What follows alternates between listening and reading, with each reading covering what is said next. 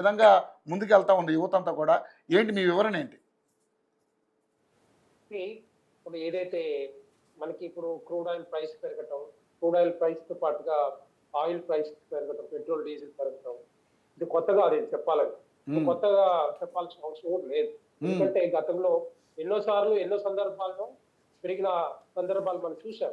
హ్మ్. అయితే ఇక్కడ మెయిన్ ఏంటంటే మనం 89 నుంచి 90% ఆయిల్ ఇంపోర్ట్ చేసుకుంటా ఉన్నాం. ఏది హ్మ్. మిడిల్ ఈస్ట్ కంట్రీస్ నుంచి కానీ, జీసీసీ కంట్రీస్ నుంచి హ్మ్. స్పెషల్‌గా. హ్మ్. ఇరాన్ గానీ, లేకపోతే దుబాయ్ గానీ, సౌదీ అరేబియా గానీ, లేకపోతే ఖతార్ నుంచి గ్యాస్ కానీ, ఇవన్నీ కూడా మనం 90% వరకు మనం ఇంపోర్ట్ చేసుకుంటాం. హ్మ్. స్పెషల్‌గా ఇక్కడ ప్రాబ్లమ్ ఏంటంటే ఇరాన్, ఇజ్రాయెల్, అమెరికా మధ్యలో ఏదైతే హార్మూజ్ అనేది జలసంధి ఉందో అది ఇరాన్ కంట్రోల్ తీసుకున్న తర్వాత దాని నుంచి కొంత రెసిస్టెన్స్ కనపడ్డది. ఎందుకంటే ఏదైతే షిప్స్ కానీ ఇవన్నీ కూడా ఐఆర్‌జీసీ కంట్రోల్‌లోకి వెళ్ళిపోయి వాళ్ళ మిగతా దేశాలకి షిప్‌లో రానివ్వకుండా అట్లాంటివన్నీ కొంత చేశారు. అయినా కూడా మనకు కొంత ఆ ఫెసిలిటీ మనకు ఆ ఫ్లెక్సిబిలిటీ ఉంది. ఇరాన్‌తో ఉన్న ఫారెన్ రిలేషన్స్ కానీ ఇవన్నీ కూడా ఉన్నాయి కాబట్టి మనకు కొంత వస్తా ఉన్నాయి. కంటిన్యూయస్‌గా నడుస్తా ఉన్నాయి. అయితే ఇక్కడ ముఖ్యంగా ఏందంటే క్రూడ్ ఆయిల్ ప్రైసు పెరగటం వల్ల ఈ పెట్రోల్ గాని, డీజిల్ గాని పెరుగుతా ఉంది. మీరు చూస్తే వెనక్కెళ్ళి చూస్తే 2022 నుంచి మొన్నటి వరకి టోటల్‌గా ఆయిల్ ప్రైస్‌లన్నీ కూడా ఫ్రీజ్ అయిపోయినాయి. ఎక్కడ కూడా ఒక పైసా కూడా పెంచలేదు. ఎక్కడ పెంచలేదు. దగ్గర దగ్గర 3.5 సంవత్సరాలు. హ్మ్.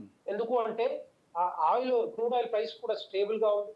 పెద్దగా ఇంపాక్ట్ లేకుండే, ఇష్యూస్ లేకుండే. సో ఇవన్నీ కూడా ఉన్నాయి కాబట్టి దాని మీద పెద్దగా ఇంపాక్ట్ లేకుండే. అందుకని ఇప్పుడు ఏమైతుందంటే కొంత ఈ ఈ మనం ఒక్కటే కాదు. మీరన్నట్టుగా ఇప్పుడు కోటేశ్వరరావు గారనొచ్చు, ఇంకొకరనొచ్చు, ఇంకోరు చెప్పొచ్చు. అంటే దేశంలోనే పెరుగుతుందా? భారతదేశంలోనే పెరుగుతుందా? మిగతా దేశాల్లో పెరుగుతుంది కదా! అని చెప్పి అంటాం డెఫినెట్‌గా. ఎందుకంటే ఈవెన్ అమెరికా అనే దేశం హ్మ్. మనందరికీ తెలుసు richest country in the world. వాళ్ళు ఎప్పుడో పెంచుకున్నారు. దగ్గర దగ్గర 50% 2.89 ఏదైతే డాలర్స్ ఉందో ఒక గ్యాలెను అది దగ్గర దగ్గర $4 తీసుకుపోయారు. అంటే 50% ఆల్‌మోస్ట్ 50% పెంచుకుంటూ పోయారు. అదే విధంగా ఏషియన్ కంట్రీస్, యూరోపియన్ కంట్రీస్ ఇవన్నీ కూడా పెంచుకుంటూ పోయారు. మరి ఒకవేళ నిజంగానే వాళ్ళకి ఇప్పుడు అమెరికా దగ్గర కూడా రిజర్వ్స్ చాలా ఎక్కువ. వాళ్ళ దగ్గర ఆయిల్ ఉంది. ఆయిల్ ఉన్నా కూడా ఎందుకు పెంచుకున్నారు ఒకసారి సమాధానం చెప్పగలుగుతారా? మనమేమో 90% ఇంపోర్ట్ చేసుకుంటా ఉన్నాం. వాళ్ళ దగ్గరేమో సఫిషియెంట్ ఆయిల్ రిజర్వ్స్ ఉన్నాయి. ఆయిల్ రిజర్వ్స్ ఉన్నా కూడా వాళ్ళు ఎందుకు పెంచుకుంటా ఉన్నారు? దానికి సమాధానం చెప్పగలుగుతారా? తర్వాత దాంతో పాటుగా అక్కడ కూడా ఇన్ఫ్లేషన్ పెరిగింది. ఇన్ఫ్లేషన్ రేట్ కూడా విపరీతంగా పెరుగుతా ఉంది. యూరోపియన్ కంట్రీస్ కానీ, ఏషియన్ కంట్రీస్ మిగతా అమెరికాలో కూడా. కానీ ఇక్కడ మాత్రం స్టేబుల్ గా ఉంది ఇప్పటికి కూడా. అంటే 4-6 మధ్యలోనే ఉంది. ఎక్కడ కూడా పెరగలేదు. నేను ఎందుకు అంటున్నా అంటే ఇదే విధంగా 2004 నుంచి 2014 వరకి యూపీఏ 1 గాని, యూపీఏ 2లో గాని ఆ టైంలో 2004లో కాంగ్రెస్ ప్రభుత్వం అధికారంలోకి వచ్చినప్పుడు ఆ రోజు పెట్రోల్ లీటరు ₹34 ఉండేది. పెట్రోల్ లీటరు ₹34 ఉండేది. వీళ్ళు దిగిపోయేసరికి 2014 వచ్చేసరికి దాని ₹74 అయింది. అంటే దగ్గర దగ్గర ₹40 పెంచారు. ₹40 పెంచారు. ఎందుకు అంటే ఆ టైంలో 2008లో కొంత పరిస్థితులు సిట్యుయేషన్స్ బాలేదు. ఇలాంటి వాతావరణం వచ్చింది కనుక ఆ టైంలో ఎక్కువగా పెంచుకుంటూ పోయారు. సో అదే టైంలో దగ్గర లక్షల కోట్ల రూపాయలు అప్పులు చేసిపోయారు. ఆ అప్పులను తీర్చింది ఎవరంటే భారతీయ జనతా పార్టీ గెలిచిన తర్వాత ప్రధానమంత్రి నరేంద్ర మోడీ గారు. ఎందుకంటే ఈ బాకీలన్నీ కూడా ఇరాన్ గాని మిగతా దేశాలకి లక్షల కోట్ల రూపాయలు యాక్చువల్‌గా బాకీలు పెట్టి ఇక్కడ మేము సబ్సిడీ ఇస్తున్నాం అని చెప్పి అవి మాత్రం అట్లాగే ఉంచిపోయారు. అవన్నీ కూడా తీర్చిందేది బాండ్స్ రూపంలో ఏదో ఒకటి తీసుకొచ్చి బాండ్స్ రూపంలో మేము ఇస్తున్నాం సబ్సిడీ అని చెప్పి అక్కడ నమ్మే ప్రయత్నం కాంగ్రెస్ పార్టీ చేసింది అప్పుడు.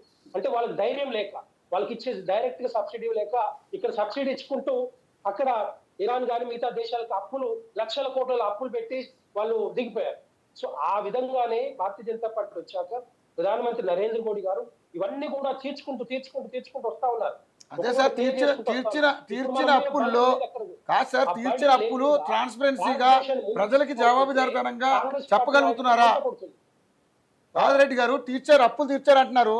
మరి ఏమైనా ట్రాన్స్పరెన్సీగా జనాలకి ఎంత ఈ దేశ అప్పు ఎంత తీర్చారండి ఏమైనా చెప్పగలుగుతున్నారా ప్రజలకి? డైరెక్ట్ చూడండి ఇప్పుడు రెండు ఒకటి డెవలప్మెంట్ యాక్టివిటీస్ భారతదేశం అంతా అన్ని రాష్ట్రాల్లో డెవలప్మెంట్ జరుగుతా ఉంది.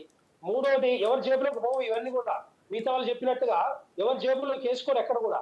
డెవలప్మెంట్ సమానంగా అన్ని రాష్ట్రాల్లో జరుగుతా ఉంది. మన తెలంగాణ రాష్ట్రమే తీసుకుందాం పోనీ 2014 నుంచి 2024 వరకు దగ్గర ఎన్ని లక్షల కోట్ల అప్పు తీసుకొచ్చి సార్ ప్రధానమంత్రి గారు సార్ ఒక మాట అడుగుతా, ఒక నిమిషం ఒకటే మాట అడుగుతా, ప్రధానమంత్రి గారు ఒకటే మాట అడుగుతా మిమ్మల్ని. ప్రధానమంత్రి గారు ఇన్ని టూర్లు తిరిగారు కదా, ఎవరి సొమ్ముతో తిరుగుతున్నారు సార్ అది? అంటే ఆయన ప్రతి టూర్కి వెళ్ళిన కాడికి 7 నుంచి 10 కోట్లు ఖర్చు అవుతుందంట. మరి అది ప్రజల సొమ్ము కాదా సార్? దానికి దాని జవాబుదారితనం వద్దా సార్? మరి ఇంట్లో కూర్చోవాలంటున్నా. ఇంట్లో కూర్చోవాలంటే మరి చెప్పాలి కదా సార్, ప్రజలకు చెప్పాలి కదా. జనం అడుగుతున్నారు సార్, ప్రతిపక్షాలు అడుగుతున్నాయి, జనం అడుగుతున్నారు. మీరేమో ఆ టూర్లు తిరుగుతున్న దానివల్ల ఉపయోగం ఏంటి తెలియదు, జనాల మీద అధిక భారం పెంచుతున్నారు. ఇంట్లో కూర్చుంటే ఇన్వెస్ట్మెంట్లు కంపెనీలు ఒక ప్రెస్ మీట్ లేదు దాదాపు 14 సంవత్సరాల నుంచి. మరి ఇప్పుడు నేను ఏమంటున్నా, ఇంట్లో కూర్చుంటే ఫారెన్ రిలేషన్స్, ఇన్వెస్ట్మెంట్స్, కంపెనీస్, తర్వాత ఎంప్లాయ్మెంట్ ఇవన్నీ వస్తాయా? చెప్పగలుగుతారా? పోనీ నేను మన యూపీ కాంగ్రెస్ హయాంలో జరిగినట్టుగా మేము కూడా మన ఇంట్లో కూర్చుంటే సరిపోతుందా?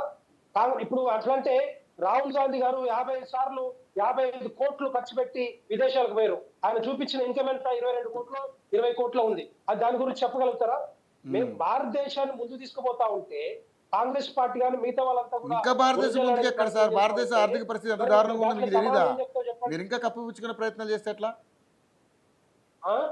ఇప్పుడు ఆర్థిక పరిస్థితులను చూసి మాట్లాడండి సార్. ఇదివరకు సరే ఓకే పక్కన పెట్టండి, అది ఇప్పుడు ఏంటి పరిస్థితి అనేది. ఇప్పుడు నెక్స్ట్ దీన్ని ఈ సంక్షోభం ఎలా ఎదుర్కోబోతాం మనం? మొన్న 5 దేశాలకి ప్రధానమంత్రి నరేంద్ర మోడీ గారు వెళ్ళినప్పుడు ఫస్ట్ కంట్రీ ఏది అంటే దుబాయ్. ఆ దుబాయ్ లో ఏం చేశారు? ఫస్ట్ కంట్రీ మనకి గ్యాస్ ఇష్యూస్ వస్తా ఉన్నాయి. ఖతార్ మీద బాంబింగ్ జరుగుతా ఉంది, అక్కడ ఇష్యూస్ వస్తా ఉన్నాయి, డిస్టర్బ్ అయింది గ్యాస్ లైన్స్ కూడా. అవన్నీ కూడా మనకి కంటిన్యూస్ గా గ్యాస్ సప్లై కావాలంటే యుఏఈ తోటి ఫస్ట్ అగ్రిమెంట్ చేసుకున్నారు.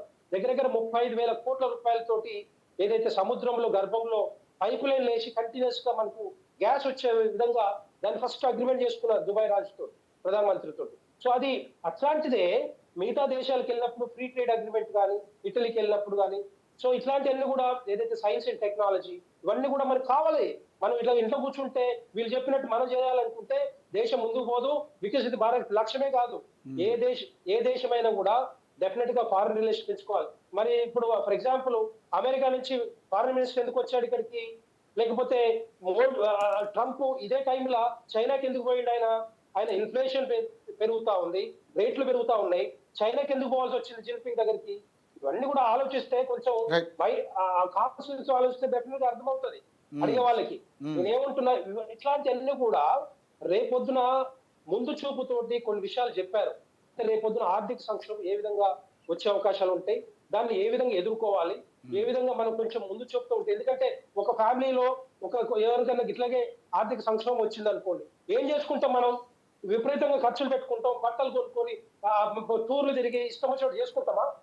ఆ విధంగానే ఒక ఫ్యామిలీ, ఒక కుటుంబ పెద్దగా ప్రధానమంత్రి అంటే ఒక పార్టీ లీడరే కాదు, దేశానికి మొత్తానికి కూడా ప్రధానమంత్రి కాబట్టి పెద్ద మనిషి కాబట్టి ఆయన చెప్పినట్టు కొన్ని విషయాలు తీసుకోవాలి. కానీ దాంట్లో కూడా కొంచెం బురద జల్లే ప్రయత్నాలు చేయటం, దాన్ని కూడా రెచ్చగొట్టే మాట్లాడటం, దాన్ని కూడా వేరే విధంగా మీరు చెప్తే వినాలా, బంగారం కొనొద్దంటే కొన ఉండాలా, ఇవన్నీ కాదు.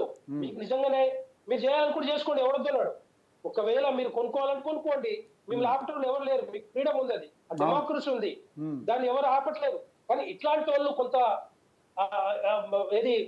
జనాలని డైవర్ట్ చేయడానికి చేస్తున్న ప్రయత్నాలు తప్పితే ఎక్కడ కూడా ఎంతమంది మాట్లాడినా కూడా ఈ డెవలప్మెంట్ ఆగదు, వెల్ఫేర్ ఆగదు. ఒకవేళ నిజంగానే ఇన్ని లక్షల కోట్లు దీని మీద వచ్చిందంటే డైరెక్ట్ బెనిఫిట్ ట్రాన్స్ఫర్ కింద రకరకాల వెల్ఫేర్ స్కీమ్స్ ఉన్నాయి. ఆ వెల్ఫేర్ స్కీమ్స్ ద్వారా ప్రజలందరికీ కూడా బ్యాంక్ అకౌంట్లకే పోతా ఉన్నాయి. డబ్బంతా కూడా ఎక్కడ కూడా ఇట్లాంటిది ఎవరికో జేబులోకి పోతుంది అన్నట్టుగా, ఎవరు ఏదో చేస్తున్నట్టుగా చెప్తే అది ప్రజలు నమ్మే పరిస్థితుల్లో ఈ రోజు లేరు. ఎందుకంటే ప్రతిదీ కూడా రోజుకు ఏమవుతుంది ఏంటి అనేది అందరికి అర్థమవుతా ఉంది.